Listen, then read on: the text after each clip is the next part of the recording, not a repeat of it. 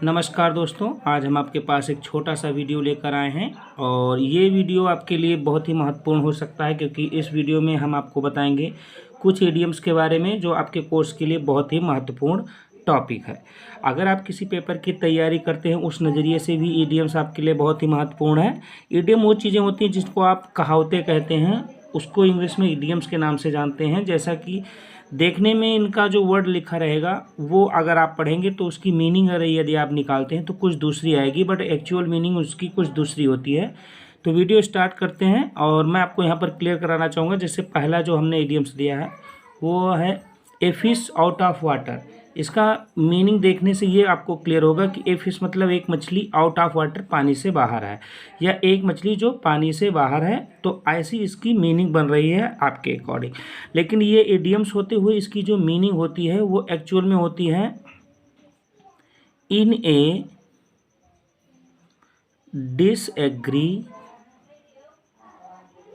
Disagreeable position. Disagreeable position इसका मतलब होता है परेशान। मतलब अगर आपके पास कहीं पर ऐसा लिखा था ए फिश आउट ऑफ वाटर, तो इसकी मीनिंग कहीं भी मछली और पानी से नहीं होगी, बट इसकी जो एक्चुअल मीनिंग होगी वो होगी परेशान। या आप इसका सिनोनिम्स जानना चाहते हैं तो होगा इन ए डिसएग्रीएबल पोजीशन। ऐसी पोजीशन जिस पे आप परेशान हो रहे हो, किसी के द्वारा परेशान किए जा रहे हो, तो वहाँ पर आप ट्रेबल ना लिखकर ए फिश आउट ऑफ वाटर का यूज़ कर सकते हैं, जो कि लिए आपके लिए बहुत ही अच्छा होगा। यहाँ पर मैं इसका अगर वाक्य प्रयोग में बताऊँ तो होगा all people are a fish out of water from the killer. इसका मतलब हुआ कि जितने भी लोग हैं सारे लोग वो एक किलर की वजह से बहुत ज़्यादा परेशान हैं। यहाँ पर आप इसकी मीनिंग और भी आसानी से निकाल सकते हैं। जैसे एक अगर मछली है और उसको पानी से बाहर निकाल दिया जाए तो उस कंडीशन में वो मछली बहुत ही परेशान हो जाएगी, मतलब मरने की कगार पर आ जाएगी। तो आप इसको ए फिश आउट ऑफ वाटर को आप ऐसे भी समझ सकते हैं कि मछली को यदि पानी से बाहर निकाला जाए तो वो मर सकती है। दूसरा हमने लिया है यहाँ पर, दूसरा जो हमने लिया है ऑल ग्रीक एंड लैटिन। ये एक भाषा होती है, ग्रीक एक लैंग्वेज होती है और एक लैटिन लैंग्वेज होती है। अगर आपको दे दिया जाए कुछ ग्रीक लैंग्वेज में या लैटिन लैंग्वेज में तो आप उसको नहीं पढ़ सकते हैं और ना ही उसको समझ सकते हैं।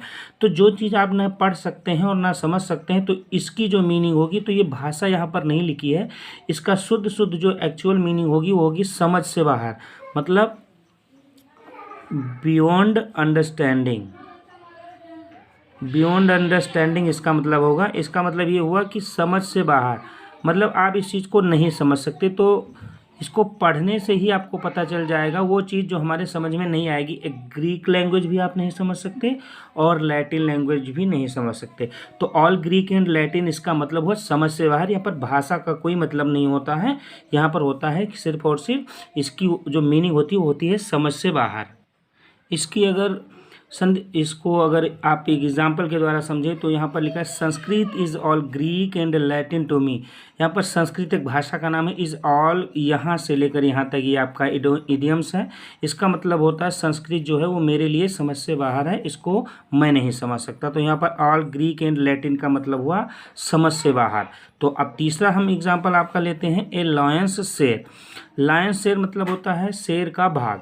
आप खुद समझ सकते हैं कि अगर कहीं पर बंटवारा हो रहा है और एक जगह शेर है बाकी कोई भी व्यक्ति अगर है, चूंकि शेर को राजा कहा जाता है जंगल का, तो ऐसी कंडीशन में शेर जो लेगा वो सबसे ज़्यादा भाग लेगा।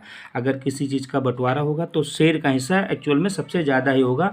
तो ऐसी कंडीशन में इसको कहते हैं ग्रेटर पोर्शन। ग्रेटर पोर्शन का मतलब हुआ अधिक भाग। अधिक भाग मतलब ऐसे कंडीशन में लायंस शेर का मतलब कहीं भी शेर का प्रयोग नहीं होगा, यहाँ पर होगा अधिक भाग मतलब ज़्यादा हिस्सा। इसका मतलब हुआ ज़्यादा हिस्सा। कहीं भी ये लायंस शेर लिखा है तो ये इडियम्स है और इसका मतलब होता है अधिक हिस्सा।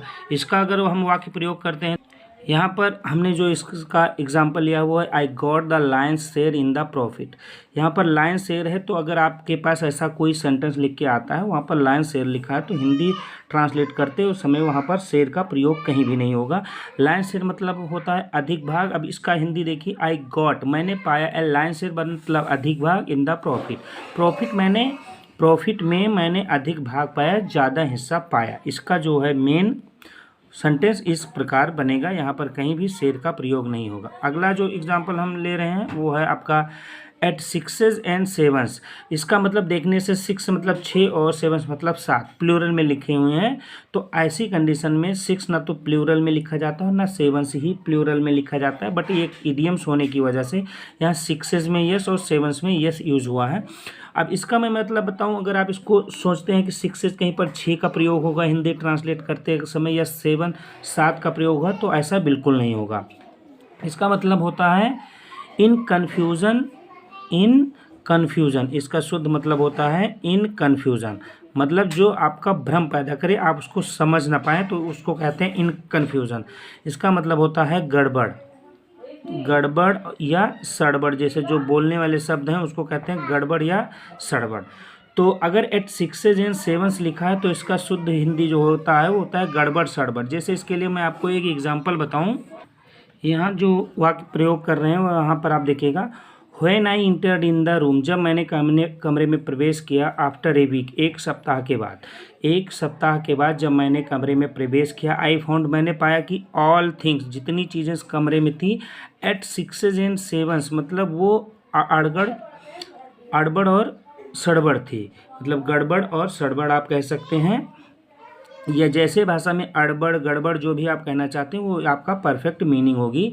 तो जब मैं एक हफ्ते के बाद अपने कमरे में मैंने प्रवेश किया तो मैंने पाया कि वहाँ की जितनी चीज़ें थी वो एकदम गड़बड़ सड़बड़ रखी हुई थी, ये होगा इसका मीनिंग। और यहाँ पर जो लास्ट हमने इडियम्स लिया है वो है एट द 11th आवर्स।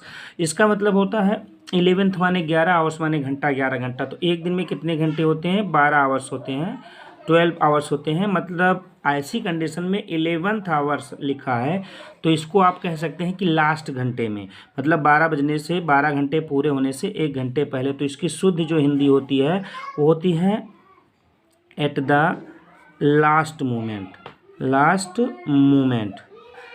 मतलब इसकी हिंदी जो होगी वो होगी अंतिम क्षण या अंतिम पल, जो भी आपका है वो आप कह सकते हैं अंतिम क्षण। इसका मतलब होगा अंतिम क्षण। तो कहीं भी एट द 11th आवर्स लिखा है तो इसका मतलब होता है अंतिम क्षण। और इसका जो वाक्य प्रयोग होगा वो मैं आपको बता, इसका जो एग्जाम्पल होगा आप समझिएगा, he submitted his application to the manager at the 11th hours.